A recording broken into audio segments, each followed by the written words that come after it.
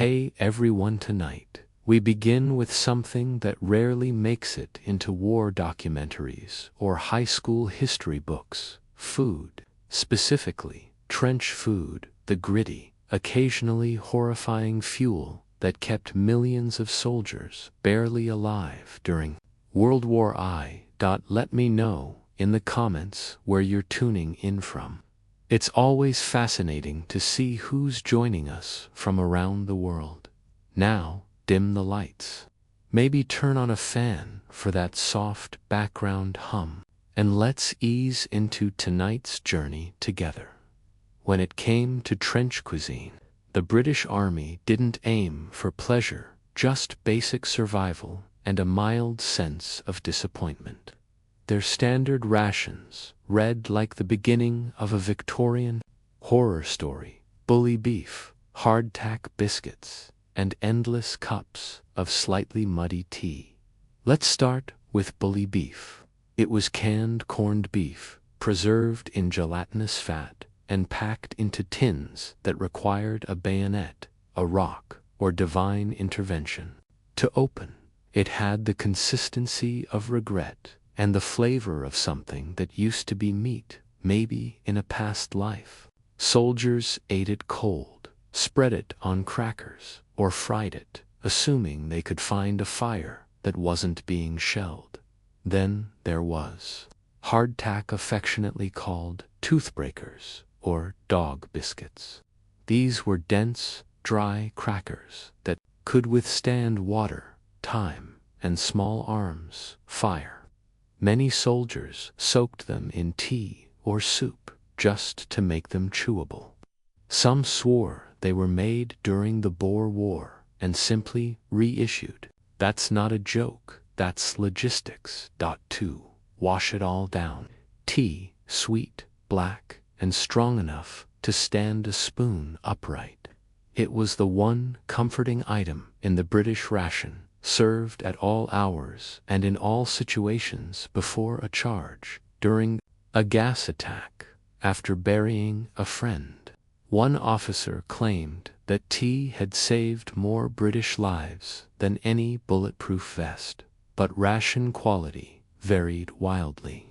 Frontline soldiers often went days without fresh supplies. When food arrived, it might be waterlogged, moldy, or looted by rats with better instincts. Some men boiled stews from scraps: bully beef, biscuit crumbs, and a pinch of desperation, and gave it ironic names like trench pudding. The British also handed out a peculiar item called Maconochie stew, a canned concoction of turnips, potatoes, and fat with the faint aroma of death. Eaten cold, it tasted like grief. Heated up, slightly less so. If the British trench diet was a test of endurance, the French approach was a daily act of culinary defiance. Even in the mud, surrounded by artillery, barbed wire, and death, French soldiers' poilus tried to keep mealtime anchored to some vestige of civilization. Soldiers received loaves of crusty pain de campage, often baked in massive batches and transported in sacks slung over mules. Was it always fresh? Not a chance. But it was French, breadened, even stale. It beat British hardtack on taste and dental risk. Alongside the bread came cheese, sometimes tinned meat, and when luck was on their side, sardines or beans. But no matter the rest of the meal, one thing rarely failed to arrive: wine. Yes. Despite the horrors of trench warfare, French soldiers received regular wine rations, about half a liter per day. This wasn't Chateau Margaux. It was usually weak, sour, and best consumed quickly before the cork remembered it wasn't a seal. But it lifted morale and reminded men they were still human, or at least French. Even amid modern madness, some soldiers tried to cook properly. Makeshift stoves were built from metal tins or salvaged debris. Men would heat water in helmets, stew leftover meat, and stir soups with bayonets. One sergeant famously made omelets in shell casings. No one asked how he got the eggs. No one wanted to know. The Pinardor wine became so culturally essential that military leaders worried more about wine shortages than ammunition. Soldiers joked they could endure machine guns, but not dry canteens. Still, supplies weren't always consistent. During long bombardments, food could rot in transit or arrive filled with shell holes. Rations often had to be shared, bartered, or stolen. But the spirit of the French soldier was clear. If you're going to suffer, at least do it with a crust of bread, a sip of wine, and something vaguely resembling cheese. Early in the war, German soldiers ate surprisingly well. Rations were hearty, organized, and designed with German efficiency. Dark rye bread, sausages, smoked meats, potatoes, sauerkraut, and strong black coffee. For a brief moment, it almost resembled a rustic picnic if you ignored the rats, the mud, and the screaming shells overhead. But as the war dragged on and the Allied blockade tightened, the German diet underwent a rapid and depressing transformation.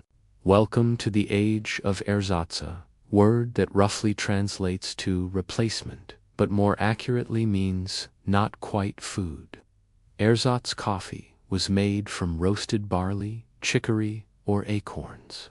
It smelled vaguely like coffee, but drinking it felt like punishment. Ersatz flour included things like sawdust, potato starch, and whatever the quartermaster swore was nutritional. Ersatz meat came in cans that never identified the animal and may not have contained one, but through it all, black bread remained the German soldier's staple. Dense, sour, and able to withstand trench humidity, it was practically a defensive weapon. You could eat it, use it as a sandbag, or knock out a rat with it in one solid swing. Some even claimed it had shrapnel-resistant properties. They weren't wrong. As conditions worsened, meat became a memory. Cabbage, turnips, and thin soups filled with mystery ingredients took center stage. Fat was prized. If someone managed to secure bacon, grease, or lard, it became social currency. Soldiers would trade cigarettes, extra boots even, for a smear of something that could make boiled turnip soup less soul-destroying. And yet, despite the decline, German soldiers remained resourceful. Field kitchens kept operating. Some dug improvised ovens. Others bartered with local civilians or foraged what they could between bombardments. Desperation breeds creativity, and a lot of the stews that emerged from the trenches were both horrifying and oddly effective. Still, nothing symbolized the change quite like the transition from sausage to ersatz. Sausage, a culinary fall from grace that haunted stomachs across the Western Front by 1918. Many German troops were running on empty, physically and calorically. Hunger wasn't just discomfort. It was strategic collapse. The soldiers felt it, and so did the war effort. Feeding an army is hard. Feeding a multi-ethnic empire with a dozen languages, no unified menu, and a crumbling supply chain, that was the Austro-Hungarian military's special brand of masochism. The empire stretched from Vienna to Sarajevo, with soldiers from Hungary, Czechia, Slovakia, Croatia, Poland, and beyond, each with their own dietary preferences and national dishes. The result in the trenches: a culinary identity crisis. Served lukewarm.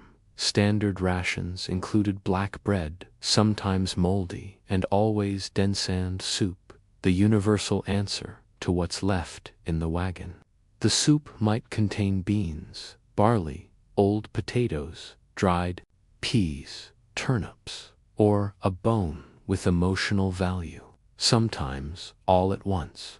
It was referred to lovingly or bitterly as eintaf, one pot, which also described the army's entire food strategy. Hungarian troops longed for paprika-heavy stews. The Czechs missed dumplings. The Slovenians craved something that wasn't gray. But the cooks did what they could with what was available. When what was available was almost never enough, one saving grace was lard, which featured heavily. It was smeared on bread, used in soups, and occasionally eaten with a spoon if things got really bad.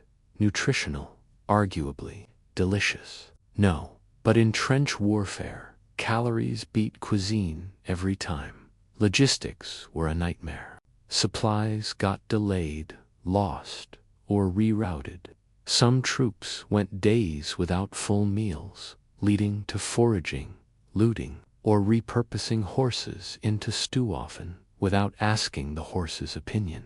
Some regional units did manage to prepare local dishes, when conditions allowed, using ingredients from the countryside or bartered with civilians. But most soldiers just tried to survive the culinary roulette of the central kitchen. And let's not forget coffee, or at least a dark liquid labeled coffee. In reality, it was often roasted grain or beet pulp masquerading as caffeine. Soldiers drank it anyway. It was hot, bitter, and slightly less depressing than cold water. Ultimately, Austro-Hungarian trench food wasn't unified, but it was shared. And in that misery, there was a strange kind of camaraderie. After all, if you can survive boiled turnip stew and shellfire in the same afternoon, you're bonded for life. If trench food across Europe was bleak, Russian rations somehow made everyone else look overfed. The Russian soldiers' menu during World War I was an exercise in austere suffering, fortified by orthodox faith and extremely low expectations. The staple, black bread, dense, sour, and usually frozen solid in winter. It was hacked apart with bayonets or smashed on rocks. If you could chew it without fracturing a molar, congratulations, you were halfway to sustenance. Next came sallow, cured slabs of pig fat, served cold. No spices, no ceremony, just pure fat. Russians didn't nibble it. They bit it like candy bars. Nutritional, yes. Appetizing. Only if you'd been shell-shocked into not caring. Kosh, buckwheat, porridge, was a common sight when available. Hearty, filling, and mercifully warm, it was one of the few meals that resembled something you might eat voluntarily. Still, it often came unseasoned and in quantities best described as symbolic. Cabbage soup, also known as shi, was the closest thing to a hot meal most troops would get. Thin, watery, and cabbage-heavy, it was rumored to lower morale by 12% per spoonful. Occasionally, a stray bone or miss. What about meat? Rand, philosophical. When meat appeared, it was either ancient, gray, or possibly horse. No one asked. The line between hunger and dignity was thin, and most soldiers crossed it daily.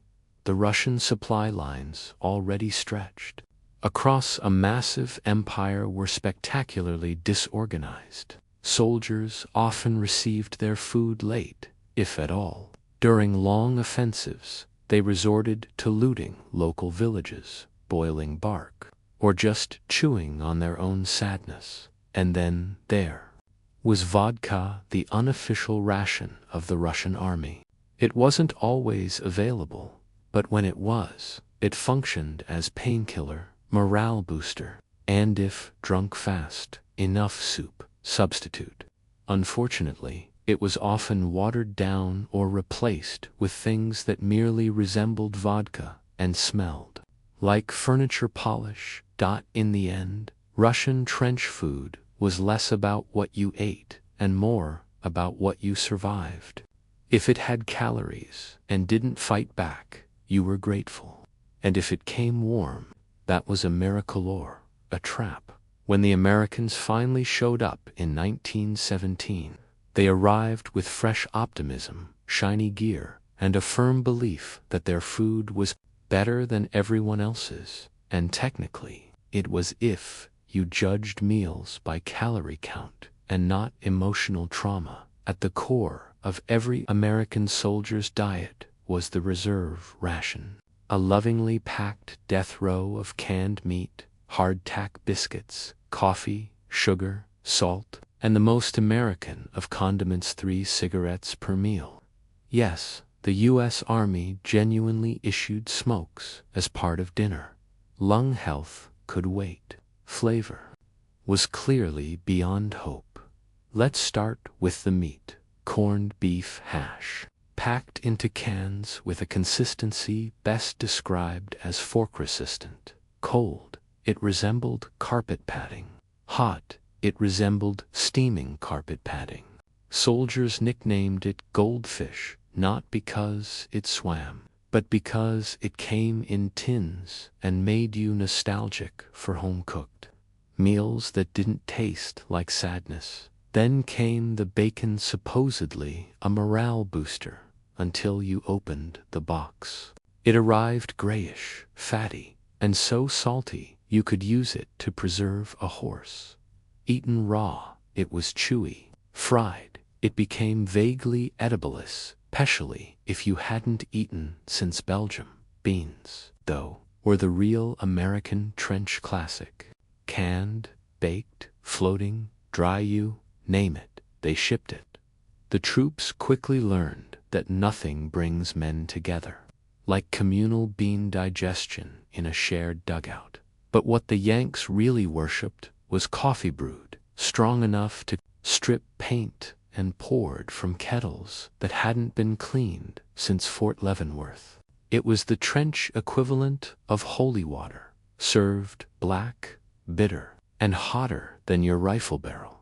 And let's not forget chewing gum, thoughtfully issued to combat stress, rot teeth more slowly, and maybe keep you from chewing your own fingers. During SHELLFIRE. In fairness, American rations were reliable, which made them exotic by European standards. Sure, they lacked flavor, but they showed up on time, didn't bite back, and rarely included live worms. That said, after 5 days of beans and hash, even the Germans started to feel less threatening than another breakfast of meat. Feeding an army across a vast empire is never easy. Feeding an army across deserts, mountains, and collapsing infrastructure with one foot in the 20th century and the other in complete logistical chaos. That was the Ottoman Empire's trench kitchen. The average Ottoman soldier, often Turkish, Arab, Kurdish, or from other far-flung regions, received rations that were sparse, repetitive, and perfectly calibrated to induce culinary despair. The staple was lentils boiled into mush, fried into patties, or simply stared at in silence. Lentils were the backbone of the trench diet, not by choice, by inevitability. Onions were the next big hit, raw, pickled, or roasted if you could find fire. Nutritionally honest, but emotionally devastating. And then there was flatbread, which was actually decent when fresh. But this was the trenches, so it rarely was. Once hardened, it doubled as armor plating or emergency sandals. Meat. Let's not be greedy. When it arrived, it was usually salted lamb or goat, chewy, dry, and old enough to remember the Crimean War. Most soldiers saw meat only on special occasions or in dreams. In the meantime, they made do with bulgur, rice, or whatever didn't fight back in the supply sack. The Ottoman supply chain, never known for speed, frequently broke down. Food was carried in carts, on mules, or on the backs of soldiers themselves. If it rained, supplies got soaked. If it was sunny, they spoiled. If it was neutral weather, they got stolen. There was no winning to their credit. Many Ottoman soldiers were decent field cooks, using nothing but a dented pot, a pinch of cumin, and sheer willpower. They could turn rations into something resembling food. But let's be clear, this was creative survival, not fine dining. The real tragedy. No coffee, at least not the good kind. Once a staple of the empire, proper Turkish coffee became a casualty of war. What replaced it was bitter, thin, and brewed from roasted chickpeas or acorns. It did not inspire poetry. Canadian soldiers entered the war under British command and therefore inherited the British ration system. This meant they too were blessed with the holy trinity of trench cuisine, bully beef, hardtack, and tea. But while the food was the same, the attitude was very, very Canadian. Let's begin with the dreaded bully beef, still the same tin of glistening compressed regret issued to the British, except colder and possibly frozen solid. In winter, Canadian troops reportedly used unopened cans as ice bricks. In summer, they just left them unopened for safety reasons. Hardtack was another Joytha biscuit equivalent of a concrete slab. It was dry, flavorless, and occasionally dated to the previous war. Soldiers dunked it in tea, soup, or anything wet enough to prevent emergency dental surgery. One Canadian private claimed he used his as a doorstop after the war. It worked perfectly. And then, of course, there was tea strong, hot, and brewed at every opportunity. Even under shellfire, Canadian troops could be seen crouched behind sandbags, clutching steaming enamel mugs like they were warding off demons. Tea wasn't a drink, it was a national identity with caffeine. Unlike their British counterparts, some Canadians brought homegrown morale boosters, a bit of maple syrup smuggled from home, maybe some molasses cookies in a tin from a prairie. And these treasures were naturally shared with everyone, because it's hard to eat while someone's watching you with frostbitten eyes. And let's not forget the bacon issued in generous blocks of salty, fatty meat. It was fried over improvised fires whenever someone dared risk attracting artillery. Canadians learned quickly that bacon is wonderful, right up until a rat tries to steal it mid-sizzle. The Canadian supply system, while still reliant on the empire's larger logistics network, tended to function a bit more efficiently, or at least creatively. Rations were stretched, swapped, and occasionally liberated from nearby units with fewer lookouts. When the British Empire called, India answered, sending over 1 million troops to fight in a war that had nothing to do with them, and even less to offer them in terms of familiar food. Indian soldiers, many of whom followed strict religious or cultural dietary rules, quickly learned that trench rations were less about sustenance and more about identity loss by the spoonful. The standard British ration, bully beef, hardtack, and tea, was too many Indian soldiers completely inedible. Hindus were offered beef, Muslims were handed pork, and everyone, regardless of background, was forced to eat something that tasted like colonial indifference. To their credit, Many Indian units refused to eat forbidden meats even under fire.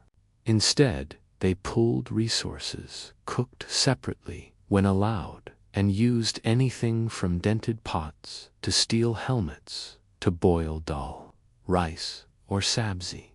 On good days, they managed to replicate simple dishes. On bad days, they boiled onions and hoped for divine intervention. Spices crucial in Indian cooking were rare unless smuggled in care packages or liberated from British officers' stores. Without them, every dish tasted like Europe, gray, wet, and vaguely resentful.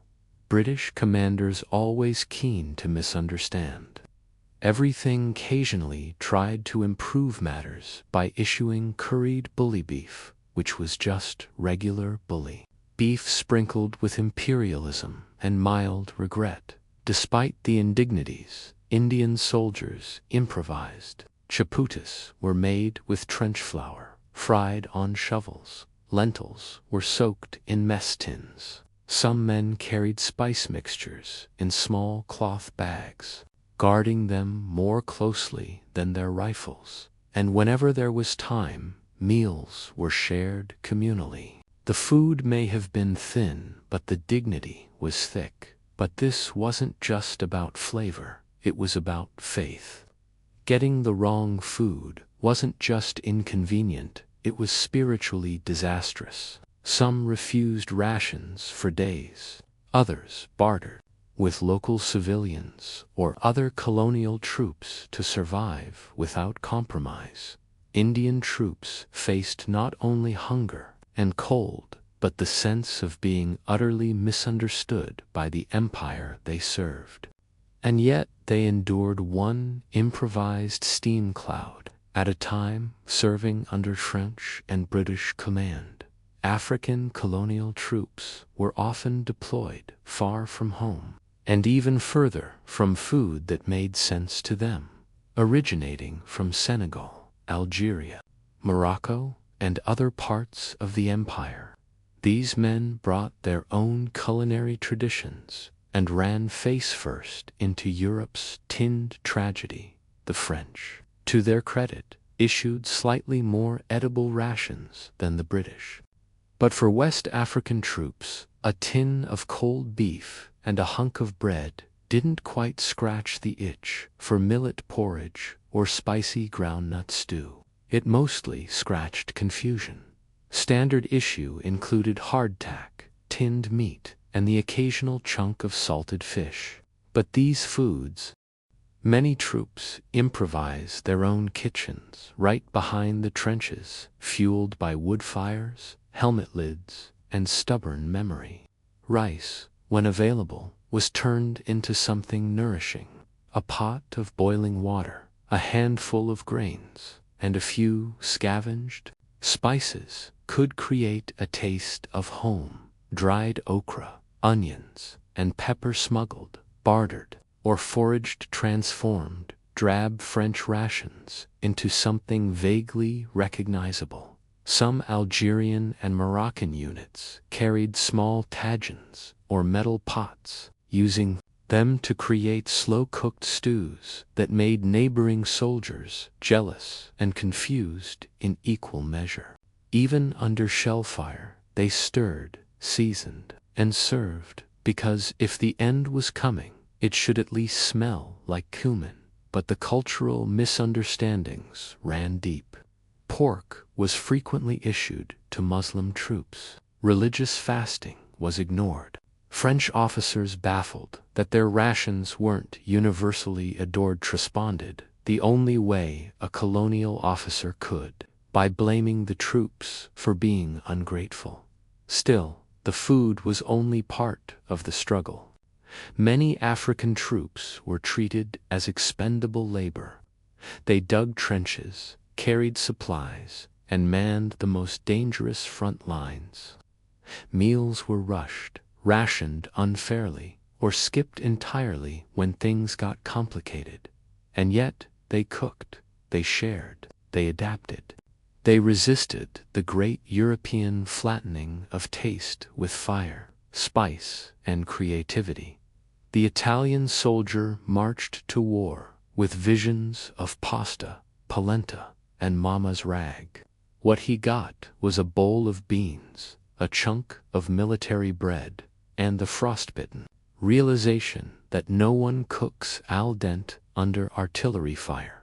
Fighting along the mountainous front, Italian troops endured one of the most punishing terrains of the war.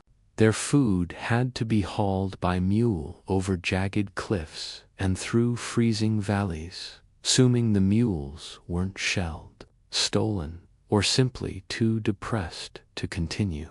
The standard ration pain di guerra war bread was a dense, grayish loaf, made from wheat, barley, and existential despair. It was sturdy enough to stop shrapnel and dry enough to suck the moisture out of your memories. Alongside this came beans, usually white or brown boiled into submission, and often flavored with disappointment and melted snow. Salt pork occasionally made an appearance, adding fat and salt but not much dignity. The meat was tough and stringy, often hacked straight from frozen slabs with trench knives or creative profanity. If the supply lines held a big if, soldiers might get macaroni or polenta, though both arrived cold, congealed, and far from poetic. Cooking in the trenches was borderline impossiblesse, especially when your stove was a rusty shell casing and your fuel was half a fence post. And then there was Vino, the modest Italian wine ration that tried its best to lift spirits, though it mostly lifted eyebrows. Thin and sour, it was less Chianti elegance and more accident in a vineyard. Still, a warm sip of red wine in a snow-covered trench was enough to remind you that life had once involved tables and chairs. Logistics were a constant enemy. In winter, food froze before it reached the front. In summer, it spoiled during transit. And in between, it was stolen by rats, officers, or your own stomach before you even opened the can. Despite it all, Italian soldiers kept eating, singing, and sometimes even seasoning. If they couldn't get home to Mama's kitchen, they'd settle for making trench rag with extra mud. If the Western Front was mud and mustard gas, the Balkan Front was mud, mountains, and a whole lot of cabbage. Fighting here was brutal, chaotic, and usually cold, and the food matched the mood with admirable consistency. Balkan troops, whether Serbian, Bulgarian, Montenegrin, or others, mostly subsisted on whatever could be boiled into a stew without violating the laws of physics. Cabbage, potatoes, and onions were common, affordable, and sturdy enough to survive long transport. Unfortunately, so was the smell which clung to uniforms, tents, and probably the enemy's nostrils downwind. The base of nearly every meal was soup, thin, greasy, and cooked over campfires if you were lucky, or over burning furniture if you weren't. A good soup might contain beans, barley, or a mystery legume donated by fate. A great soup might contain actual meat, usually mutton, pork fat, or in extreme cases a former cavalry horse who had served honorably. And then, deliciously. Bread was present when available, but often scarce. Soldiers sometimes fashioned biscuits from flour and water, dried hard as stone, and used interchangeably as food and blunt instruments. Coffee was rare and usually replaced with roasted barley or acorns, a pattern seen across the war's poorer fronts.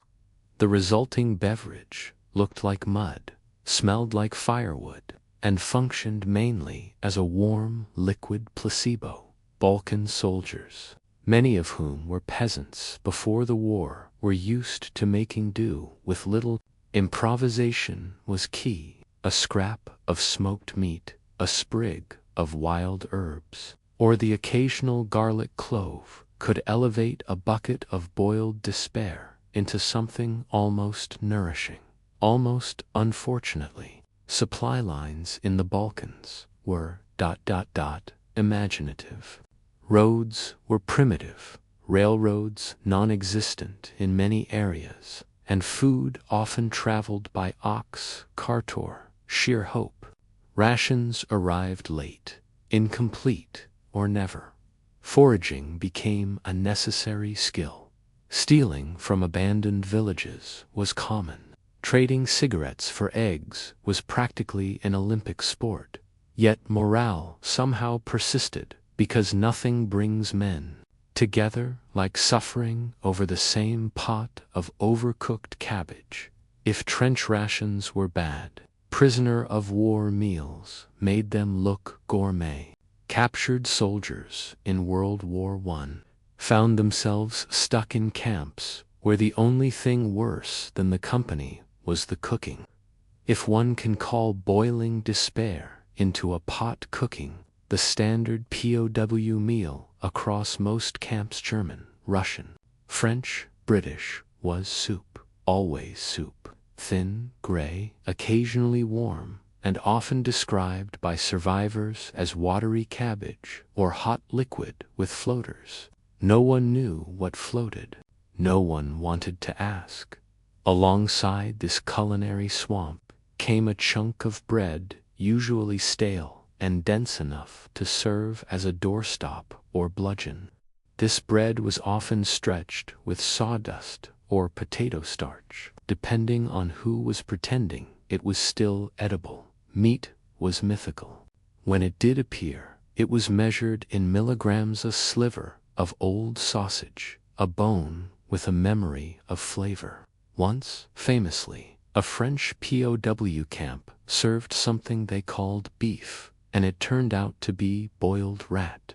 Reviews were mixed. The rat did not comment. Calories were low, starvation level low. Many prisoners lost significant weight in the first few weeks. Some adapted, others didn't. In Russian camps where supply lines were basically just wishful thinking, starvation was common. In German camps, well, let's just say hunger had many fathers, but none of them brought dessert. Rations declined sharply as the war dragged on and resources ran out. Enter the Red Cross Parcella literal lifeline. These care packages, mostly from the British, included tinned meat, biscuits, chocolate, tea, and soap. When they arrived, they were treasured. When they didn't, things got medieval. Prisoners would trade, gamble, and guard their parcels like dragons, hoarding canned milk. Some prisoners even became camp chefs, creating elaborate meals from the meager contents of Red Cross boxes. Sardine PT biscuit pudding. Even mock roasts, all prepared on makeshift stoves in dirt-floored huts under watchful guards with no appreciation for culinary genius. Food became currency. A tin of jam could get you socks, a bar of chocolate, protection, a slice of real bread, practically political leverage behind every exhausted soldier. Gnawing on mystery meat. These were not celebrity chefs. They didn't have recipe books or aprons. They had dented pots, unstable fires, and the daily challenge of turning military rations into something that wouldn't be used as trench mortar. Field kitchens were mobile. Wheeled contraptions dragged behind the lines and disguised as soup-making devices. In reality, they were smoke-belching tanks full of stew, tea, and ambition. Cooks had to work with what they had, which was almost always a shortage. A trench cook's day began early and ended whenever the artillery said it could. Meals had to be prepared in large batches, using ingredients with more preservatives than nutritional value. Turnips, cabbage, onions, and salted meat were the foundations.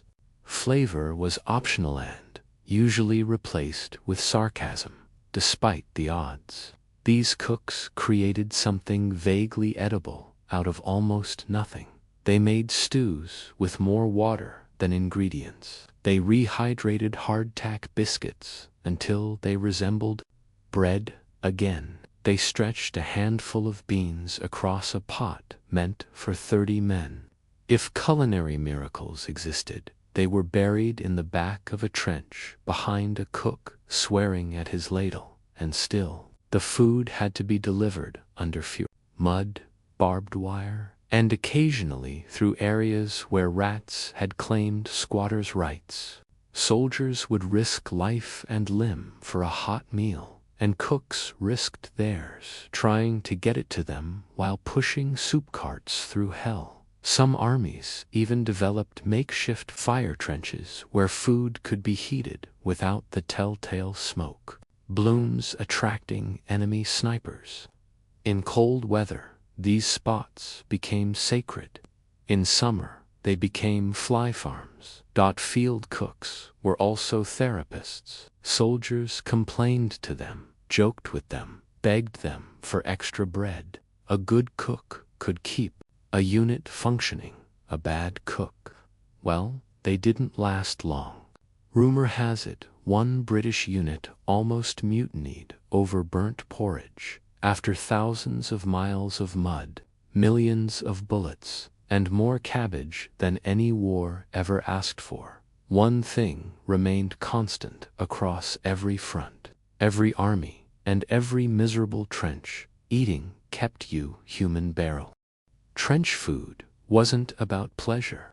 It wasn't even always about nutrition. It was about calories, dense, greasy, bland calories. Enough to keep a man marching, shooting, digging, and occasionally sobbing into a bowl of rehydrated despair. Soldiers learned to live without seasoning, without proper utensils, and sometimes without chewing. They ate while crouched, standing, running, or lying in 6 inches of freezing water. If it was hot, it was good. If it was solid, even better. If it didn't move on its own, you were having a good day, and yet food became something more. In the worst conditions, it was ritual. Brewing tea, sharing biscuits, fighting over the slightly less soggy piece of bread. It was comfort, not because it tasted good, but because it meant you were still alive to taste it. A hot meal could lift spirits faster than a speech. A tin of jam could start a friendship. A missing ration could start a fistfight. Food was currency, therapy, diplomacy, and sometimes the only thing standing between sanity and the abyss. Each army had its quirks: British tea, French wine, German black bread, Russian kasha, American beans, Ottoman lentils. But the shared experience was universal. Misery with a spoon. And let's not forget the improvisation. From helmet-lid stews to coffee brewed with mud and courage, soldiers across continents invented new ways to make their meals suck just a little less. Field kitchens stretched resources with the creativity of exhausted geniuses. Soldiers learned to cook with whatever didn't explode. Even in captivity, even in starvation, food meant something. It meant culture, home, identity. The small flame of who you were before the war shoved you into a hole and handed you a spoon. Because in a world where everything was falling apart, a hot meal-even one made of fat, fear, and cabbage was a reminder you hadn't given up yet, long before scalpels, anesthesia, or even the concept of germ theory. There was trepanation, the bold, borderline insane art of scraping, drilling, or cutting a hole into someone's skull. It sounds like something you'd find in a medieval torture chamber, but it actually predates civilization itself. Archaeologists have found skulls dating back over 7,000 years, scattered across the globe from the highlands of Peru to the plains of Ukraine. Apparently, cracking someone's head open was humanity's first attempt at neurosurgery. But here's the real kicker. Some of these people survived, not just one or two. In some ancient graves, healed bone around the hole shows that patients lived long enough for their skulls to start growing back, meaning these weren't botched killings, but actual medical procedures. Which leaves us with an uncomfortable truth. Someone, somewhere, looked at a seizure, a headache, or a mental breakdown, and thought, what if we just opened the skull and let the evil spirits out? And that's exactly what they believed. Early medicine wasn't about bacteria or tumors, was about spirits, curses, and imbalance. Trepanation wasn't seen as risky. It was therapeutic. Headache, drill. Mood swings, drill. War, injury, drill. Failed marriage. Okay, probably not that, but you get the idea. The tools used were, let's say, rustic, flint scrapers, obsidian knives, and later bronze instruments were used to make perfectly circular openings. It's believed that sometimes the patient was awake, held down by helpful friends or family. No anesthetic, of course, just sheer willpower, adrenaline, and maybe some fermented berry juice if you were lucky. What's astonishing is the precision. Some skulls show clean, symmetrical holes, better than what some first-year med students could manage. These early surgeons, while lacking modern knowledge, had developed consistent techniques passed down through generations. And while their understanding of the brain was about as sophisticated as astrology, their practical skill with a chisel and some nerve was undeniable.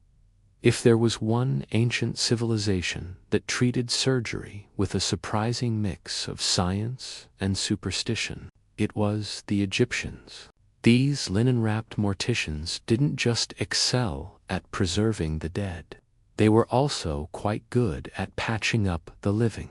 Thanks to the Edwin Smith Papyrus, a 3,600-year-old surgical manual that reads like a battlefield medic's diary, we know the Egyptians had procedures for fractures, dislocations, abscesses, and even spinal injuries. It's practically the ancient version of WebMD, minus the part where every symptom leads to death. Egyptian surgeons operated under the watchful gaze of their gods, especially Imhotep, the architect turned physician turned deity. If your skull was cracked or your shoulder dislocated, your doctor might first mutter a few prayers, consult the stars, and then reach for his obsidian scalpel. Surgery wasn't just a physical practice, it was spiritual warfare against disease and evil spirits. Their tools were surprisingly sophisticated: bronze scalpels, forceps, hooks, cauterizing irons, and bone saws. Sure, they weren't sterilized unless waving incense over them counts, but they were used with careful methodology. The Egyptians knew how to stitch wounds, drain abscesses, and even treat fractures with splints made from reeds and linen soaked in resin. And when it came to infection, enter the MVP of the ancient Egyptian medicine cabinet: honey. Antibacterial, sticky, and surprisingly effective. Honey was slathered onto wounds to keep them clean and promote healing. It worked so well that modern science has confirmed its usefulness. Imagine surviving a crocodile bite, only to be treated with the same thing you put in your tea. But the Egyptians also had their limits. They were wary of anything involving the belly or the brain. Internal organs were considered divine and off. So, if you had a stomach ulcer or brain tumor, your odds weren't great unless, of course, your condition happened to be something that could be soothed with a poultice, a chant, or a strategically placed amulet. Still, Egypt gave us one of the first medical systems that tried to separate treatment from sheer guesswork, even if the diagnosis sometimes included a curse or two. Their approach to surgery was detailed, organized, and shockingly advanced for a society that mummified cats. And if you're wondering, yes, the same people who built the pyramids could also remove a splinter with divine precision, long before modern hospitals and sterile gloves. Ancient India had a man named Sushruta, physician, so skilled and methodical that he's often referred to as the father of surgery. And no, this isn't one of those titles we just toss around. This guy literally wrote the book on surgery. It was called the Sushruta Samhita, a Sanskrit medical text compiled around 600 BCE, and it described over 300 surgical procedures, 120 instruments, and techniques that would make your average medieval barber surgeon faint. Sushruta was no back-alley butcher. He performed complex operations with remarkable finesse: cataract removals, hernia repairs, bone realignment, amputations, and even cosmetic surgery. That's right. India gave us the first known rhinoplasty, if your nose got chopped off, which, thanks to the criminal justice system of the time, wasn't exactly resuscita, could fashion you a new one using skin from your cheek or forehead. No anesthesia, of course, just a stiff upper lip and some herbal wine to take the edge off. Surgery in ancient India was deeply intertwined with Ayurveda, a holistic system of healing that balanced body, mind, and spirit. While surgery was considered a last resort, preferably after herbs, massages, prayers, and the occasional cow urine therapy, it was still practiced with impressive technical understanding. Wounds were cleaned with alcohol, sutured using plant fibers, and dressed with antiseptic herbs. And unlike in Europe centuries later, Indian surgeons knew that cleanliness mattered. Training was hands-on and brutal. Students practiced incisions on vegetables, leather, dead animals, and even water-filled bladders to simulate the feel of human tissue. Before they touched a real patient, they had to prove their steadiness, because once you start cutting into someone with a bronze scalpel, you don't get a second chance. Ayurvedic texts also emphasized ethical practice, including informed consent and treating the poor for free. It wasn't just about curing illness, it was about moral duty. In a world where medicine often leaned toward the mystical, ancient Indian surgery stood out for its structured, empirical approach. If you thought the Greeks spent all their time inventing democracy and arguing about the nature of reality, think again. They also dabbled in surgery, awkward, painful, often terrifying surgery. Ancient Greek medicine was a chaotic mix of philosophy, superstition, and guts, literal guts, frequently exposed on the battlefield or in a cramped healer's room. At the center of it all was Hippocrates, often called the father of medicine. He famously separated disease from divine punishment and tried to base treatment on observation and logic. Revolutionary stuff until you realize most surgery still involved cutting into someone while they screamed. Hippocrates himself wasn't big on complex procedures, but he knew a thing or two about dislocations, fractures, abscess, drainage, and the always fun process of bloodletting. Nothing says healing like opening a vein and hoping for the best. But things really escalated when Galen came onto the scene in the 2nd century CE. A Greek physician working in Rome, Galen had an obsession with anatomy, except he wasn't allowed to dissect humans. So, like any enterprising scientist of the day, he turned to monkeys, pigs, and the occasional gladiator for practice. He performed vivisections on animals and built detailed anatomical theories, some of which were wildly incorrect but impressive. For someone guessing without Google or cadavers. Greek surgical tools were surprisingly advanced. Forceps, saws. Battlefields were the real training grounds. Greek physicians learned to deal with arrow wounds, crushed limbs, and head injuries in real time with zero margin for error and zero morphine. If you survived a spear to the gut and your surgeon didn't pass out from the site of intestines, you might just live. But Greek surgery, for all its tools and theories, was still anchored in the four humerza, charmingly unscientific idea that your health depended on the balance of blood, phlegm, black bile, and yellow bile. So if your operation didn't kill you, an overenthusiastic leech treatment just might. The Romans weren't exactly known for subtlety, and their approach to surgery was no exception. While the Greeks gave us theory and ethics, the Romans gave us field hospitals and emergency trauma care.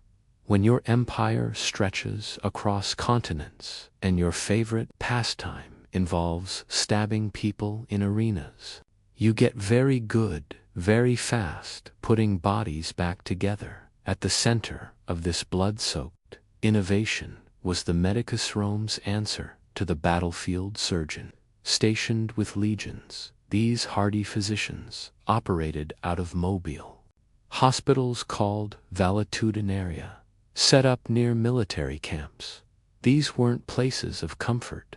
They were tents of torment filled with wounded soldiers, clanging tools, and the smell of iron and sweat.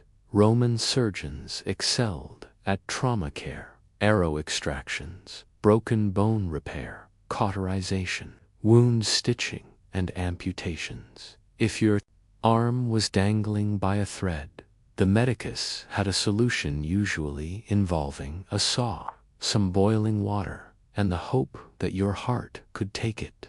Anesthesia? Absolutely not. If you were lucky, you got wine or opium. If you were unlucky, you got held down. But they weren't improvising in the dark. Roman medical texts, like those of Celsus, detailed precise procedures from eye surgeries to hemorrhoid removals. Celsus, ever the charmer, described how to lance an abscess with disturbingly gleeful clarity, make an incision long enough for a finger to enter.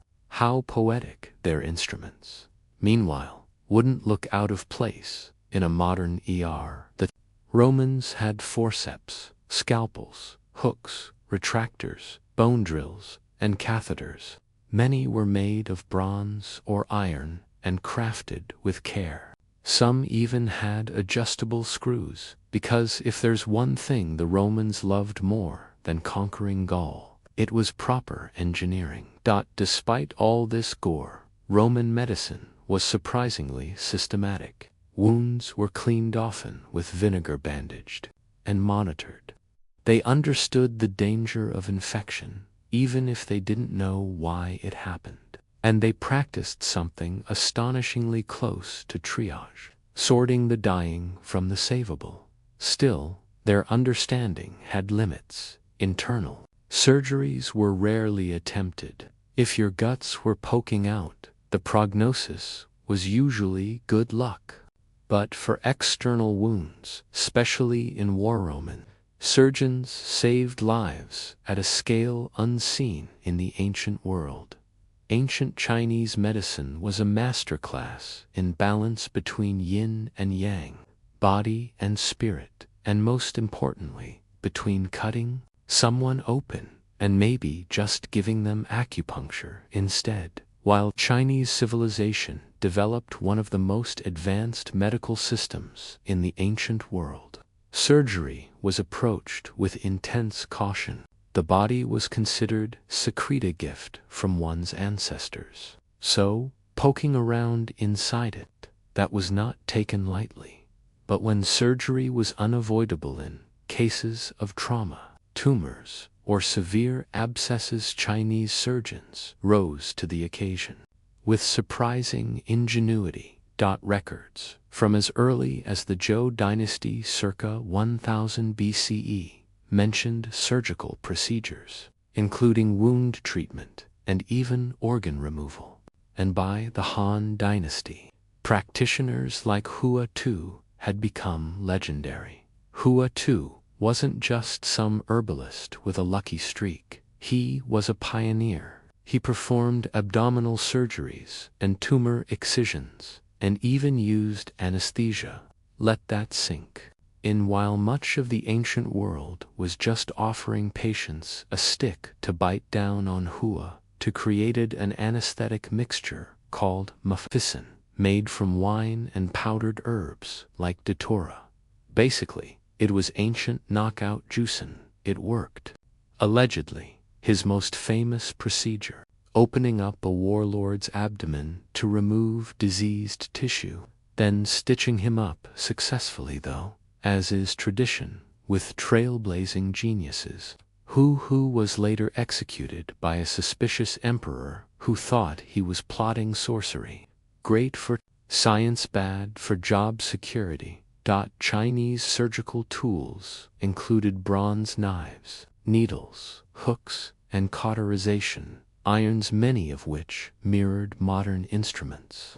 But while the tools were there, the philosophy often discouraged invasive treatment. Illness, according to traditional Chinese medicine, TCM, came from disharmony in the body's energy pathways, the meridians, not from rogue organs or bad blood. So surgery was often the last resort, preceded by herbal therapy, massage, cupping, or acupuncture. Even so, Chinese medical texts like the Huangdi Neijing show an impressive understanding of anatomy and injury management. They may not have dissected corpses like the Greeks or patched up legions like the Romans, but when they operated, they did so with purpose, precision, and surprising sophistication. In the ancient cities of the Maya, Aztec, and Inca, surgery wasn't just a medical procedure. It was often tangled in ritual warfare and sheer practical necessity. While these civilizations are best known for stepped pyramids and human sacrifice, their surgical knowledge, especially in bone repair, wound care, and cranial modification, was far more advanced than many would guess. Let's start with their favorite surgical tool, obsidian blades. Razor sharp, sterile when freshly broken, and capable of slicing at a molecular level, obsidian scalpels were sharper than modern steel. In fact, some modern surgeons have experimented with obsidian blades because of how cleanly they cut tissue. The downside: they shatter so. Not exactly OSHA-approved. The Inca, high in the Andes, were particularly famous for trepanation. Yes, more skull drilling. Archaeological evidence shows that Inca surgeons performed hundreds, if not thousands, of these procedures to treat head trauma, likely caused by sling stones or clubs in battle. Astonishingly, some patients survive not one, but multiple trepanations. Their recovery rates were often better than those in 19th century Europe, which tells you just how bad 19th century Europe was. The Aztecs, meanwhile, had a whole toolkit of plant-based anesthetics. They used herbs like talocha type of dull pain and induce sleep, which was probably a good idea considering how often limbs needed to be amputated due to infection, frostbite, or punishment. Wounds were cleaned with urine or chili pepper tinctures, a strategy both antiseptic and memorable. Medical knowledge was closely guarded. Surgeons often trained from a young age. They treated abscesses, stitched wounds with maguey cactus fibers, and even reset fractures using splints made from wood or reeds. They understood that infection could kill and made efforts to clean and close wounds properly. But, as in many ancient cultures, the line between medicine and ritual was thin. Surgery could be a healing act or a ceremonial one. Sometimes cutting into flesh wasn't to save life, but to appease gods or read omens, if there was a moment in history when surgery got a proper upgrade. It was during the Islamic Golden Age, between the 8th and 13th centuries. While most of Europe was busy bleeding patients with leeches and prayers, scholars in places like Baghdad, Cairo, and Cordoba were translating, preserving, and revolutionizing ancient medical knowledge. And nowhere did this fusion of scholarship and scalpel shine brighter than in Persian and Arab surgical advancements. Enter Al-Zarawi, also known in Latin as Abulcasis, a 10th century physician from Al-Andalus, modern Spain, whose influence would echo through medical textbooks for centuries. His monumental work, the Kitab al-Tasrif, wasn't just a medical guide, it was a 30-volume encyclopedia, and the final volume was entirely devoted to surgery. The man didn't just list tools, he illustrated them. Over 200 surgical instruments, from forceps to scalpels to catheters, many of which bear a striking resemblance to what you'd find in a modern OR. He described treatments for fractures, cauterizations, dissections, and even cesarean sections, and dental procedures. He emphasized precision, hygiene, and patient aftercare, a revolutionary concept in an age where post-op care often meant good luck and don't bleed on the war. His work spread like wildfire, translated into Latin. It became a standard surgical reference in Europe for over 500 years. This wasn't fringe knowledge, was mainstream medical authority. Persian polymaths, like Avicenna ibn Sina, also contributed heavily to surgical philosophy, even if he leaned more toward diagnosis and internal medicine. His canon of medicine outlined when and how surgery should be used and warned against operating when simpler remedies would suffice. Advice that many modern surgeons could still take to heart. What made Islamic surgery exceptional was its balance of science, ethics, and documentation. Surgery wasn't just guesswork or superstition, it was a craft honed by observation, experimentation, and debate. Hospitals, bimaristans, often had lecture halls and libraries where medical students trained alongside professionals, dissecting animals, reading Greek and Indian medical texts, and sharpening both their blades and their minds. After the scalpels have dulled, the obsidian shattered, and the trepanation holes healed or didn't, what are we left with? A bizarre, brilliant, and sometimes horrifying legacy carved directly into the bones of history. Ancient surgery wasn't just about pain tolerance and bravery. It was about trial, error, and relentless human curiosity across cultures, and whether it was a Roman legionary's gashed leg, an Egyptian farmer's abscess, or an Inca warrior's fractured skull. Ancient surgeons stepped in where gods, prayers, and herbs had failed, and often against all odds they succeeded. Not everything aged well. The four humors gone, evil spirits as a diagnosis, retired, urine as antiseptic, hard pass. But many of their ideas still echo in modern medicine. The Indian rhinoplasty became the foundation for reconstructive plastic surgery. Roman battlefield triage evolved into emergency care systems. Chinese anesthesia is a spiritual ancestor to modern sedation. Even the surgical tools used in Islamic hospitals look eerily like devices found in today's kits. What makes ancient surgery fascinating isn't just the gore. It's the ingenuity. These early practitioners had no microscopes, no understanding of microbes, and zero access to anesthesia. Yet they improvised, often brilliantly.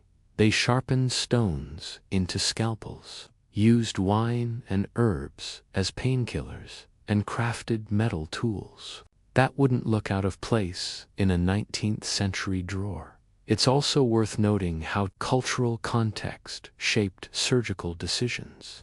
In some places, like India and Persia, surgery was a respected profession backed by ethical codes and formal training. In others, it was a desperate act reserved for battlefield necessity or ritual.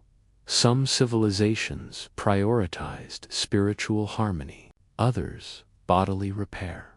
Some poked, others prayed, many did both. And yet, behind every successful operation was a terrifying gamble. No antibiotics, no numbing agents, just hope, and maybe a chant or two. Before we dive into spirals, sunbursts, and eagle-winged warriors, we need to meet the people beneath the ink. The Illyrians, not a single unified nation, but rather a mosaic of fierce tribal peoples scattered across the Western Balkans from the Adriatic Sea to the Dinaric Alps today. Their lands stretch across modern-day Albania, Montenegro, Kosovo, Bosnia, parts of Croatia, and beyond. For centuries, they were known to the ancient world as proud, warlike, and fiercely independent masters of mountain warfare and coastal raids, whose identity was etched not just in stone, but in skin. But these tattoos weren't done at random. They were likely applied during ceremonies or rites of passage, moments of transformation. A boy earning his first kill, a woman entering marriage, a warrior rising in rank. Some tattoos might even have been earned through ordeals, a scar becoming sacred once the ink sealed it. Pain wasn't a side effect. It was part of the point, and not everyone got one. Tattooing may have been limited to elites, warriors, or those in spiritual roles, a kind of inked aristocracy. Or in some tribes, it may have been widespread, used to distinguish clans or family lineages, much like tartans or totems in other ancient cultures. Among the Illyrians, war wasn't just an occasional nuisance, it was a way of life. Tribes fought for land, for honor, for vengeance, and sometimes just because it was Tuesday. In this brutal landscape, warriors weren't anonymous. They were marked, visibly, permanently, and with pride. Tattoos weren't decorations, they were announcements. Imagine a warrior standing shirtless on a rocky hilltop, scarred and sunburned, the outline of a sunwheel or eagle wing spread across his chest. That wasn't ink for vanity. It was identity made flesh. It told his enemies where he came from, what he had endured, and how far he would go in battle. In a world with no written language, your skin was your resume, according to Roman sources like Pliny the Elder. Many Illyrian tribes tattooed their bodies, not just for aesthetics, but as rites of passage into warriorhood. A spiral etched into the arm might mark a first battle survived. An eagle on the back proof of a warrior's rise through the tribal ranks. Tattoos acted like living medals instead of hanging on a wall. They bled when you moved. There's evidence that certain designs were clan-specific, marking a warrior's tribe or bloodline. This wasn't just a cultural flex, it was practical. On a chaotic battlefield, being able to identify friend from foe mattered. And after the battle, a tattoo might help return a body to its people, or explain why it didn't make it home. The placement of these tattoos was just as intentional. Chest and shoulders for rank, arms and hands for martial achievements. The back might bear symbols of divine protection, perhaps sun discs or thunderbirds, calling down the favor of celestial gods. And yes, some Illyrian warriors likely tattooed their faces either to terrify enemies or honor the gods. Imagine going up against someone who carved lightning bolts into his cheekbones. You'd think twice, but it wasn't all glory. Tattoos also told stories of punishment or penance. A dishonored warrior might be tattooed with a mark of shame, something small, permanent, and impossible to hide. It was a society where ink could elevate you, remind you every time you looked in the mirror that you had failed. When we think of ancient tattoos, it's easy to picture grizzled warriors, inked with spirals and eagle talons. But among the Illyrians, women, too, wore their stories on their skin, and their tattoos weren't just ornamental. They were spiritual, social, and deeply symbolic. In some Illyrian tribes, tattooing was a rite of passage for girls, especially around puberty or marriage. These weren't random patterns or dainty flourishes. They were sacred marks passed down through generations, each line telling a story of lineage, role, and power. Archaeological finds like bronze mirror cases, spindle, whorls, and jewelry etched with repeated triangles, sunbursts, and wavy lines. Mirror patterns, scholars believe, were once inked onto women's arms, legs, and faces. One common motif was the triangle, often grouped in patterns that likely represented fertility, femininity, and the divine cycle of life. Some believe these tattoos served as protective symbols during childbirth, warding off spirits and invoking blessings from tribal deities, goddesses of earth, moon, and water. Face tattoos, face may have also been common among Illyrian women of certain tribes. Tiny marks near the eyes, on the chin, or across the brow weren't signs of rebellion. They were badges of cultural pride, beauty, or status. Roman writers, typically bewildered or dismissive of barbarian customs, occasionally mention the strikingly marked women of the Balkans, their ink described as exotic, wild, or imbued with tribal mysticism. But tattoos weren't just about beauty or tradition. They could be emblems of grief, loyalty, or vengeance. A widow might tattoo a mourning symbol, perhaps a broken sun or coiled spiral, while others might bear ink representing vows taken in blood. The skin became a scroll of silent declarations, especially in a culture where oral memory mattered more than written records, and it wasn't limited to the elite.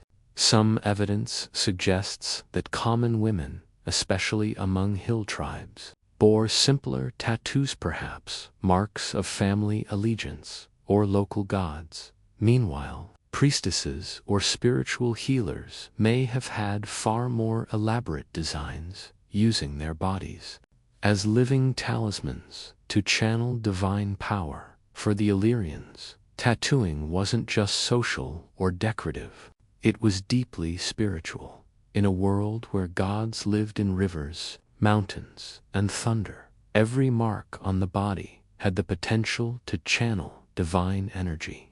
Ink was a ritual, and the body was the altar. Though much of Illyrian religion has been reconstructed, from fragments, burial mounds, grave goods, and second-hand Roman descriptions, we know they worshipped a mix of nature deities, solar gods, and tribal spirits, and their tattoos reflected this animistic worldview.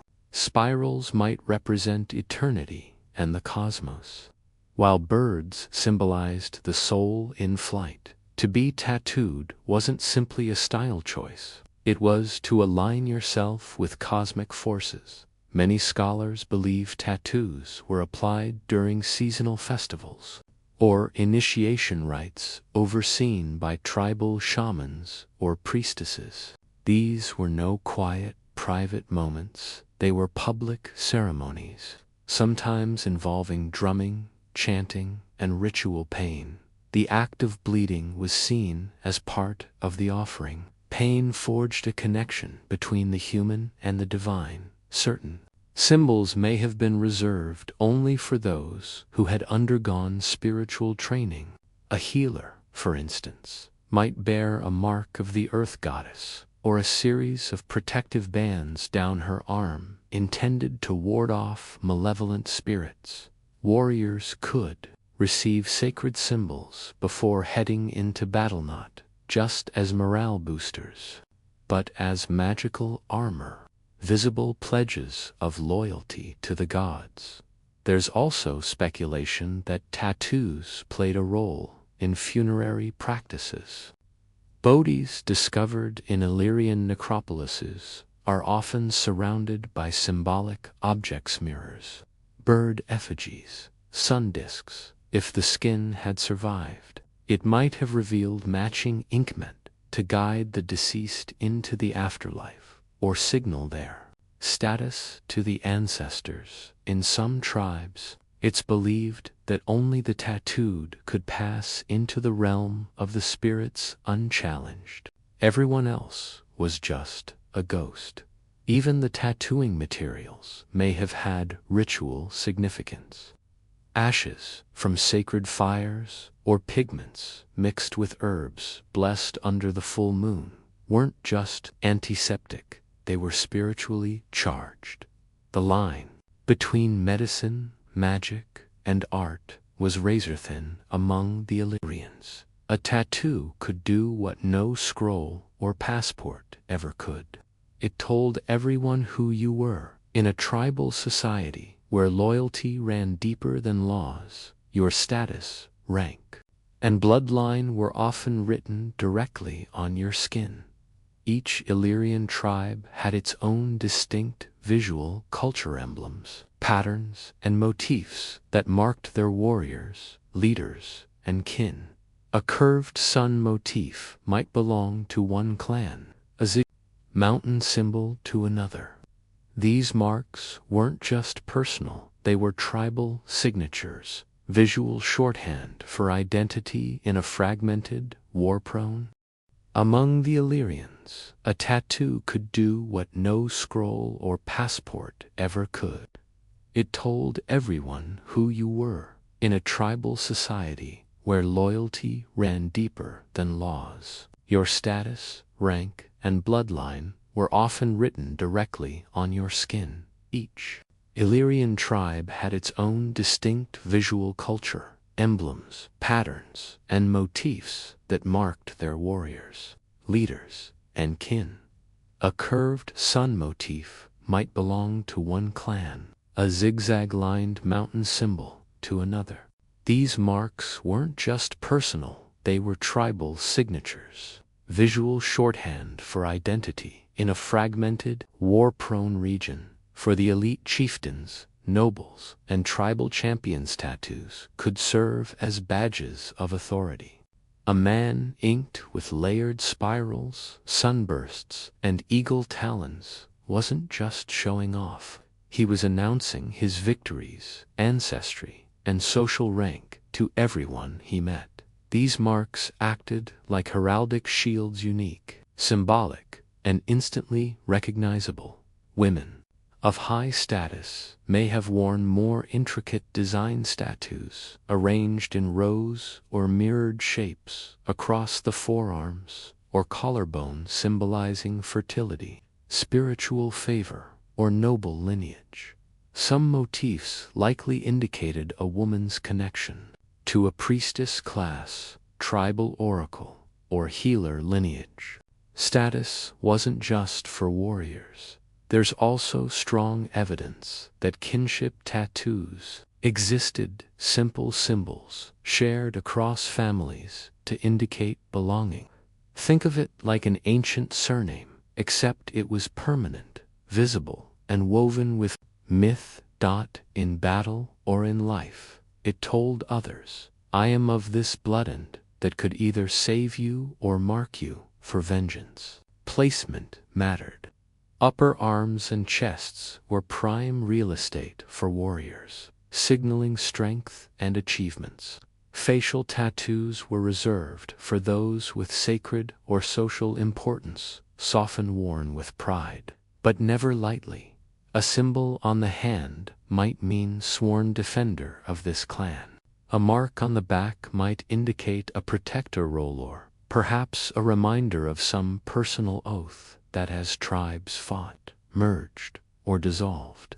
These symbols served as cultural anchors, a permanent reminder of where you came from, no matter how borders shifted. In a world where identity was constantly tested by war and survival, the ink on your body could speak louder than any words.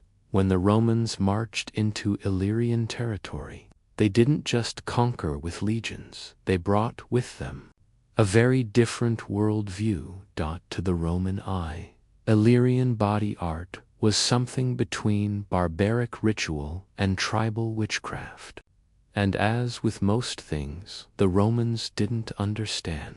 They reacted with a mix of disdain, fear, and grudging fascination.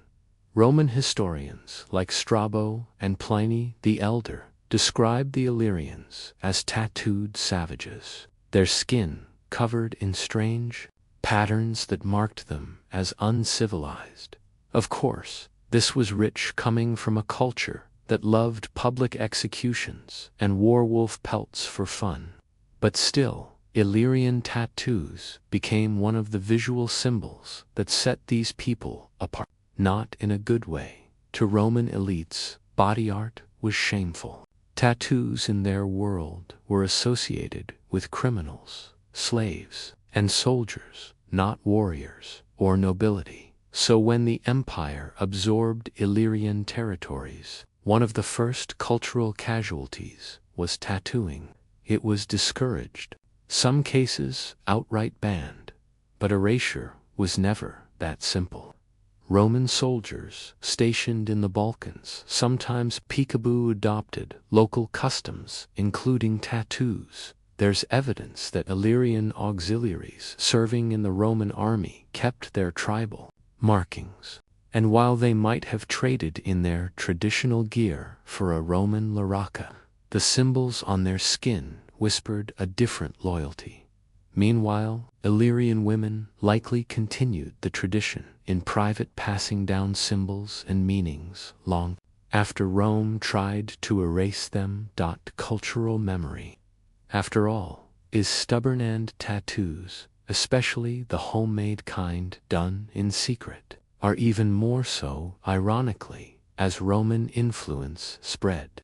So did a modified version of Illyrian body art. Some Romanized Balkan populations continued to use tattooing for spiritual or tribal identity, though with more subtlety. The original meanings may have faded, but the impulse, the need to mark the skin with story and identity persisted. What began as a sacred declaration slowly became a cultural battleground. Tattoos went underground, hidden from Roman scrutiny, but never fully forgotten, even centuries later. Echoes of Illyrian designs reappeared in folk embroidery, ceremonial clothing, and family motifs transferred from skin to fabric, from generation to generation. Though the Illyrian tribes vanished into history, conquered, assimilated, and scattered, their ink didn't. It migrated, transformed, and echoed through generations, leaving behind subtle fingerprints in the Balkans that endure even today.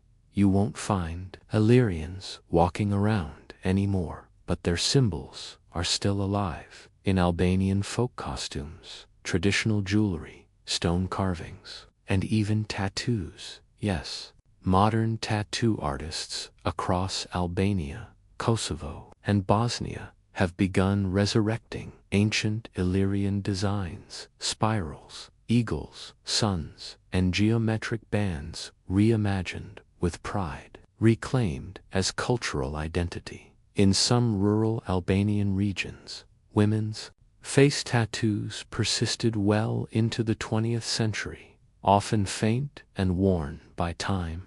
These marks, small crosses, stars, or spirals, were passed down by oral tradition. For the women who bore them, the meaning was rarely decorative. They were protective, ancestral, and tribal, just as they had been thousands of years earlier. Even outside of tattoos, Illyrian symbols have made their way into modern state iconography.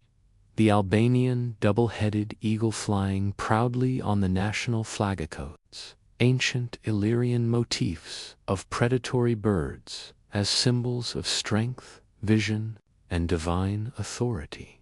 Historians debate whether the eagle symbol traveled directly from Illyria or through Byzantine heraldry.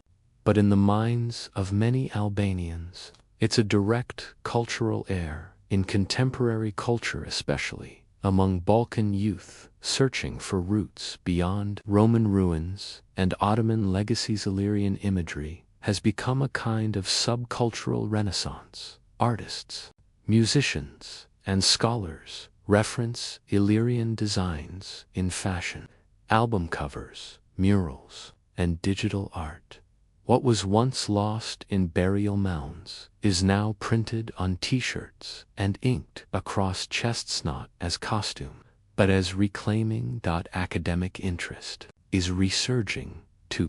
Archaeologists and historians continue to uncover artifacts with unmistakable body art motifs, while linguists try to trace Illyrian names and words in regional dialects. And as DNA technology advances, even biological links to Illyrian populations are being explored, adding new dimensions to old ink. So while the original meanings may be buried under centuries of conquest, suppression, and cultural drift, one thing is clear: the Illyrian tradition of marking the body as a statement of identity, honor, and belonging never truly died. It was simply waiting for the next generation to listen. And when they did, they didn't write it in books. They wrote it in ink, just like the ancestors. Born in the small town of Medellin, in the Kingdom of Castile, Hernan Cortes came into the world with no royal title, no army, and no land, just ambition and a knack for ignoring authority. He was a thin, restless boy sent to study law at the University of Salamanca, where he learned just enough Latin and legal theory to get bored and drop out. Spain, after all, was bursting with tales of new continents, indigenous empires, and unimaginable riches across the Atlantic. Why read dusty law scrolls when you could steal an empire? At the age of 19, Courts set sail for the New World, driven not by duty, but by a hunger for glory, gold, and the kind of legacy that only conquest could carve into history. Hernan Courts landed in Hispaniola, the Spanish base in the Caribbean. He quickly embedded himself in colonial society, taking land, managing enslaved laborers, and gaining political clout. By 1511, he joined Diego Velázquez on the brutal conquest of Cuba, where he earned a reputation for courage, cunning, and a dangerous tendency to defy orders. He was rewarded with wealth and influence, but he wanted more, much more. By 1518, rumors swirled of a vast empire to the west, rich cities, feathered warriors, and gold piled like firewood. Velázquez, now governor of Cuba, reluctantly appointed Courts to lead an expedition to explore and trade along the coast of Mexico. But as Courts prepared his ships, Velázquez had second thoughts and revoked the order. Courts, in typical fashion, ignored him. He sailed anyway with 11 ships, 500 soldiers, 100 sailors, 16 horses, and an unhealthy amount of gunpowder and ambition. From the start, Courts wasn't interested in trading beads for coconuts. He wanted conquestan. He had a plan, a blend of diplomacy, deceit, religious fervor, and brutal violence. His goal wasn't just gold, but glory and a title in the Spanish crown's hierarchy. The man was no brute in armor. He was a master manipulator who could charm native leaders one day and burn their cities the next. Unlike many of his companions, Courts saw indigenous civilizations not as obstacles, but as systems that could be exploited, infiltrated, and turned against themselves. By the time he landed on the Yucatan Peninsula, Hern on Uncourt was already dreaming of emperors, pyramids, and plunder.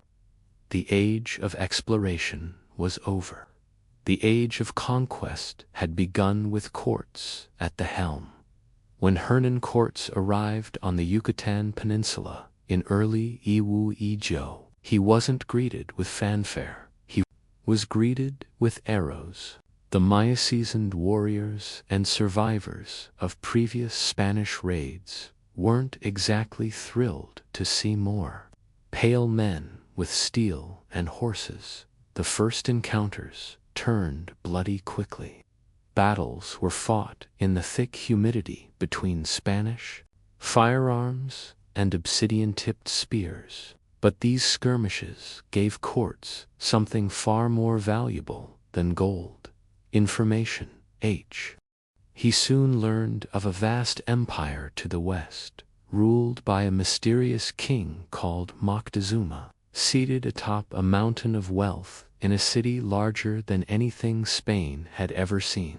The empire, the Aztecs, the prize, everything in these early encounters. Courts also acquired 2 critical assets. First, a Spanish castaway named Geronimo de Aguilar, who had survived for years in Maya territory and now spoke the local languages fluently. Second, and far more influential, a young woman named Malinali, known to the Spanish as La Malinche, a gifted linguist and keen observer. She could translate Nahuatl, the language of the Aztecs, and she quickly became Courts' advisor, interpreter, and consort. Through her, Courts gained not just words, but power. Armed with these linguistic tools, Courts began his real conquest, not with swords, but with strategy.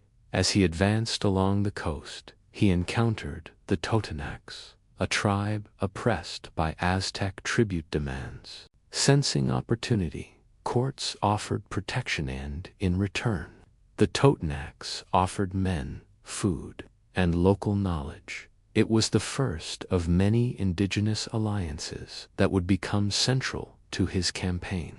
Then, in a show of irreversible intent, Cortes committed the most dramatic gesture of his career.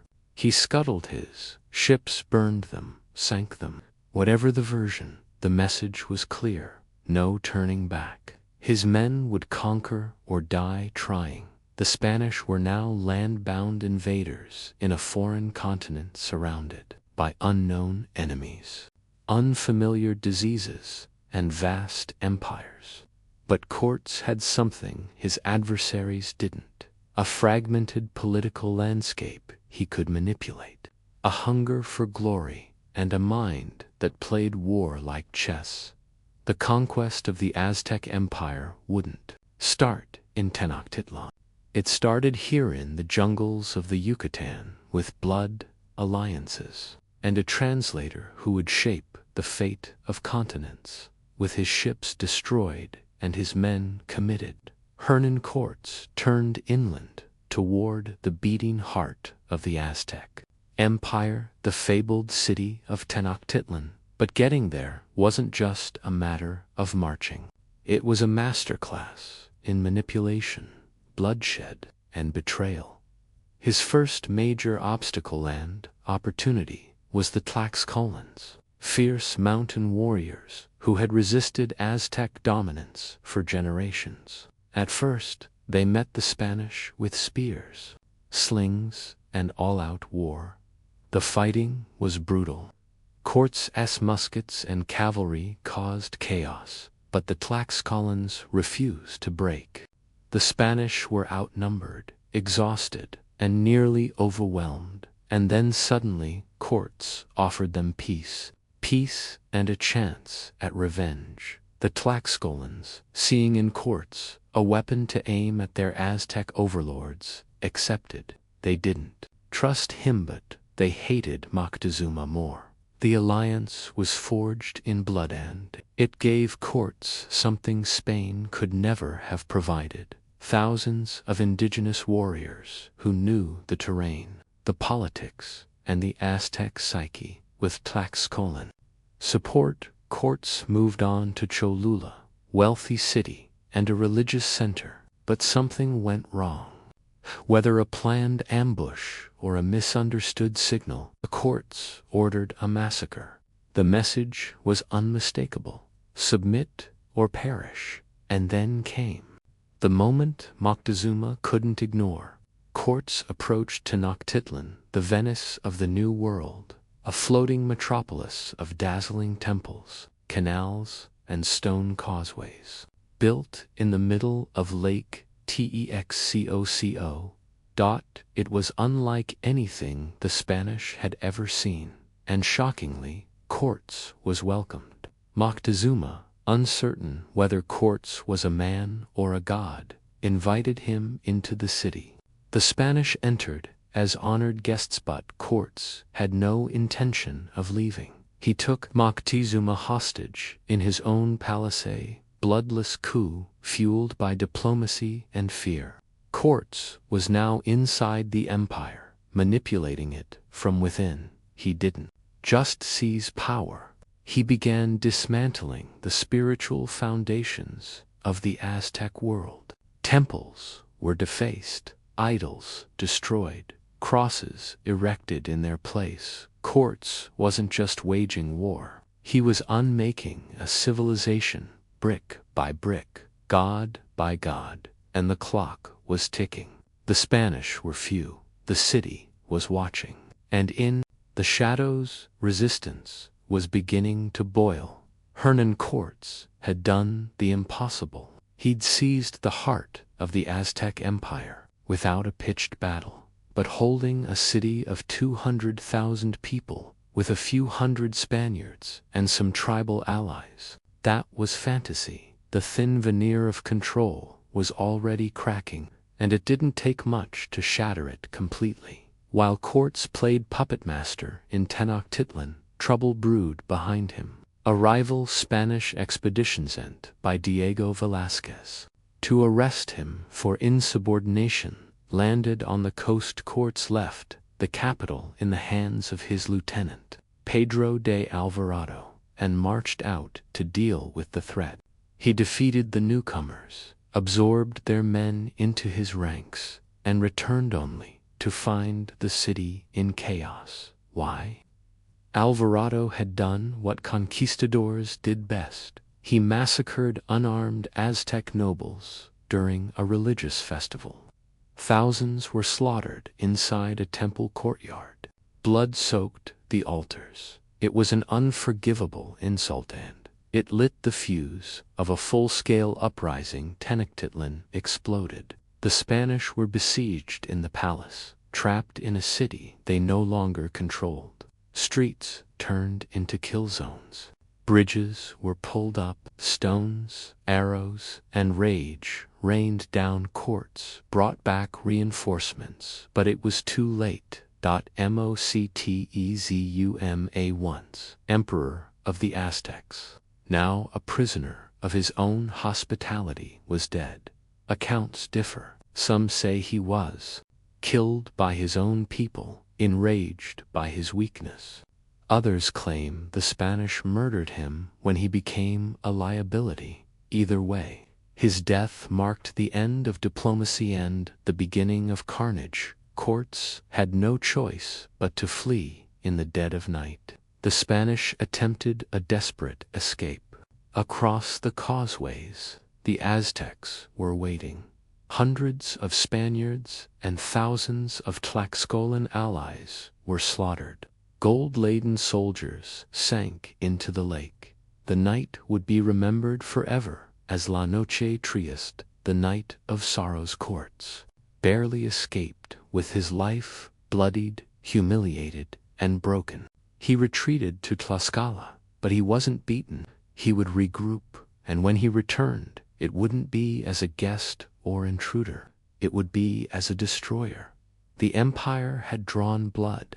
Now, Courts would return with fire after the disaster of La Noche Triste. Hernan Cortes did what most men wouldn't. He came back stronger.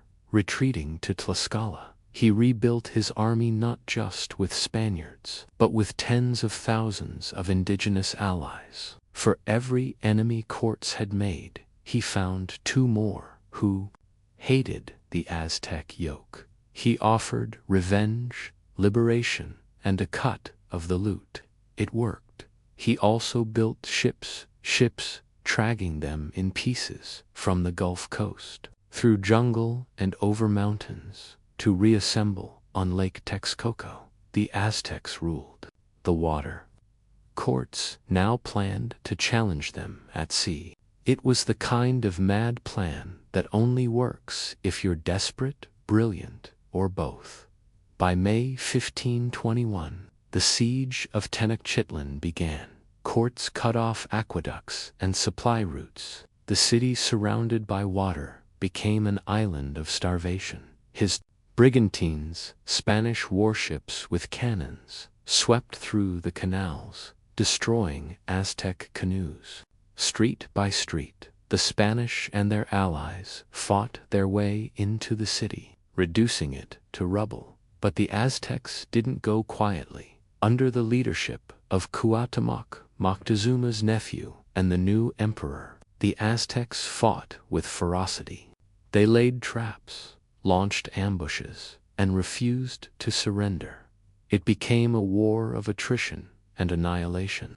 Temples were toppled, markets became battlefields. Disease, starvation, and fire did the rest. Meanwhile, smallpox, likely introduced by a single infected African servant, through the population.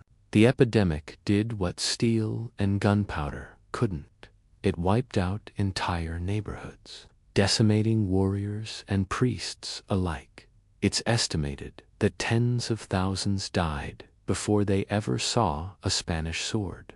By August 13, 1521, after 93 days of siege, the once mighty Tenochtitlan was a smoking ruin. Cuauhtémoc was captured while trying to flee across the lake. He was brought before courts, proud, defiant, and defeated. And just like that, the Aztec Empire ceased to exist. Courts entered the shattered city, not as a visitor, but as its conqueror. He had turned a collection of alliances and bold gambits into one of history's most dramatic military victories. But he didn't just topple a ruler. He obliterated a civilization. Temples were leveled, codices burned. To new capital Mexico. City would rise from the ruins, and courts.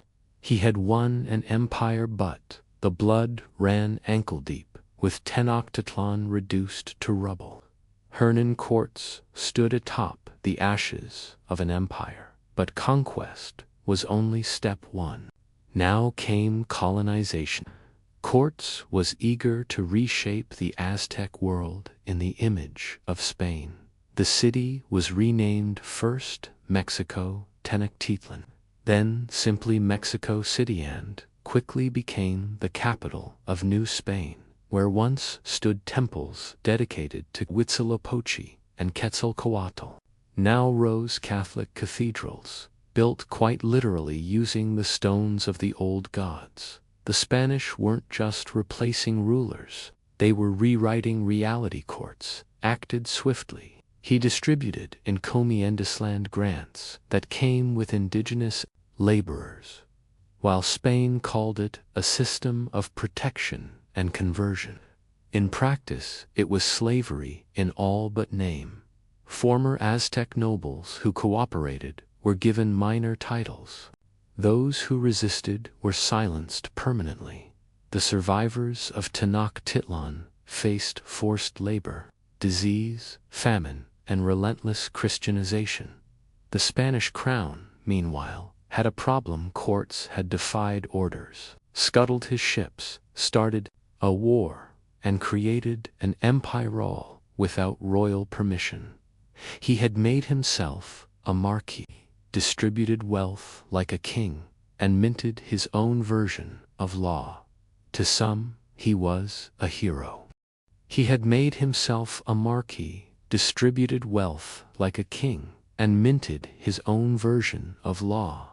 To some, he was a hero. To others, a dangerously ambitious renegade. Back in Spain, the monarchy sent inspectors, clerics, and rival officials to investigate. Courts was summoned back to defend himself, and though he retained some honors and titles, the crown never fully trusted him again. His grip on New Spain slowly slipped as royal authority reasserted control. Still, the damage was done. Over the next decades, millions of indigenous people would die, mostly from disease, but also from war, forced labor, and cultural destruction. Whole cities vanished. Languages faded. What remained was a hybrid world, part Spanish, part indigenous, and permanently changed. Courts tried to reclaim his influence with expeditions into Central America, searching for new kingdoms to conquer, but he never repeated the triumph of Tenochtitlan. He returned to Spain rich, but politically marginalized, resented, sued, and slowly forgotten. Yet the legacy he left behind was irreversible. With the fall of the Aztecs, courts had opened the floodgates. Conquistadors, priests, and settlers poured into the Americas, all chasing gold, glory, or God. He hadn't just claimed a city, he had reshaped a continent forever. While the Aztec Empire fell with fire and steel, the Maya were a different story entirely. Hernan Cortes may have crushed Tenochtitlan, but when he turned his gaze southeast toward the Maya lands, he encountered something far more frustrating than a single city-state. A labyrinth of kingdoms, jungles, and endless resistance. In 1524, driven by ambition and rumors of gold and glory, beyond the mountains, Cortes led an expedition into what is now Honduras and Guatemala. It was supposed to be quick, another sweep of conquest, another feather in his blood-stained cap. Instead, It became a march through hellish terrain. The jungles were dense, the rivers unpredictable, the enemies elusive. Quartz wasn't fighting a centralized empire. He was confronting dozens of Maya city-states, each with their own rulers, languages, and grudges. And they didn't roll over. The Maya were no strangers to war. Though their classic hero cities had faded by the 9th century, many still had functioning militaries, fortified towns, and traditions of guerrilla resistance. They attacked supply lines, ambushed from the trees, and disappeared into the canopy. Unlike the Aztecs, who had ceremonial rules for warfare, the Maya fought to exhaust, confuse, and harass. They didn't need to win battles. They just needed to outlast their invaders' courts, made temporary alliances, intimidated some towns into submission, and raised others. But for every victory, he lost men to disease, starvation, and mutiny. His own soldiers began to question his judgment. One of his most humiliating moments came when he had to arrest and execute his own followers for conspiracy in the middle of the jungle.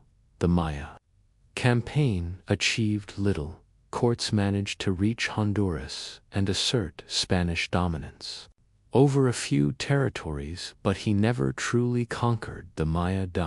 In fact, some Maya cities wouldn't be fully subdued until the late 1600s, over a century after Cortes died. The jungle, the fragmentation, and the Maya's resilience made them one of the longest-holding indigenous powers in the Americas.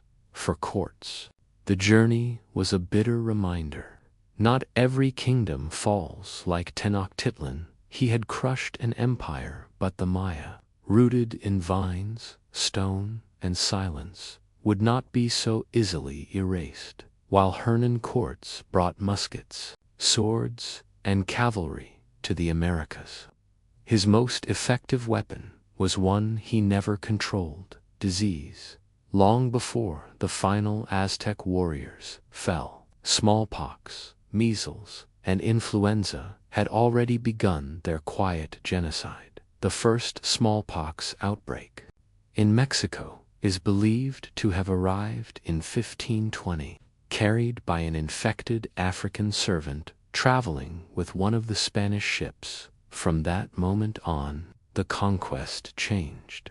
The Aztecs could fight steel. They could resist religious imposition, but they could not fight something they couldn't see, touch, or understand. Within a year, smallpox swept through Tenochtitlan, weakening the defenders just as Cortes returned to lay siege. Entire families died in their homes. Priests, generals, and city leaders, the very people who held the empire together, perished in weeks. The disease didn't just kill Bodhi, it shattered social structure, morale, and resistance. As the Spanish pushed deeper into Mesoamerica, the pattern repeated in places Cortes had never even reached. Millions died. Some estimates suggest that within a century of contact, up to 90% of the indigenous population of the Americas was wiped out, not by war, but by waves of European plagues. Whole cities became ghost towns without a single Spanish sword ever being drawn. And disease didn't just kill, it changed everything. Survivors fled their homes, abandoned traditions, and sought answers from new gods. Many interpreted the plagues as divine punishment, which missionaries quickly exploited, offering baptism as salvation. In this way, Christianity didn't just arrive with crosses and sermons. It arrived on a wave of biological apocalypse. Cortes understood the power of timing.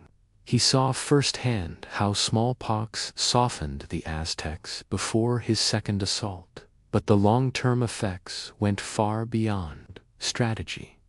Disease depopulated the labor force, collapsed agricultural systems, and erased countless languages, rituals, and oral histories. Cultures were unmade in silence, with no last stand, no monument, no eulogy. In the end, Court's conquest wasn't just a tale of ambition and battle. It was part of something bigger. The Columbian Exchange didn't just move horses and gold. It moved plagues, and the cost was incalculable. The sword may have conquered cities, but disease conquered civilizations. Hernan Cortes died in Iwo City, old, bitter, and largely forgotten by the empire he helped build. Once hailed as the man who toppled the Aztec Empire, he spent his final years battling lawsuits, enemies, and his own fading relevance. He'd won an empire, yes, but lost control of it. Spain moved on. And Cortes, once its boldest conquistador, became an awkward symbol of everything it both admired and feared. His legacy is a contradiction carved into history. To some, especially in old Spanish chronicles, he was a genius commander, a devout Christian warrior who brought civilization to the so-called savages. To others, he was a ruthless invader, a man whose ambition led to mass murder, cultural annihilation, and the collapse of one of the most sophisticated civilizations of the pre-modern world. But even hero and villain don't fully capture what Cortes was. He wasn't a mindless butcher, nor was he some noble visionary. He was calculated, manipulative, deeply intelligent, and unrelentingly ambitious. He forged alliances, exploited divisions, and played his enemies like chess pieces. His conquest wasn't just about firepower. It was about knowing when to shake hands, when to burn temples, and when to rewrite the rules entirely. And the consequences, monumental. The fall of the Aztec Empire opened the gates for centuries of colonial rule, the forced Christianization of millions, and the transfer of unimaginable wealth from the Americas to Europe. At the same time, it marked the birth of a new world, one not entirely European or indigenous, but something strange and in between, mestizo, hybrid, and forever altered. Cortes also left a trail of unfinished wounds. In Mexico, he is remembered with ambivalence and anger. Streets and schools once bore his name, many now don't. Monuments to him exist, but they often gather dust, graffiti, or protest. He's the man who brought the Spanish language, Catholicism, and Western architecture, and the man who destroyed temples, languages, and entire ways of life. Even his remains are controversial, buried, moved, hidden.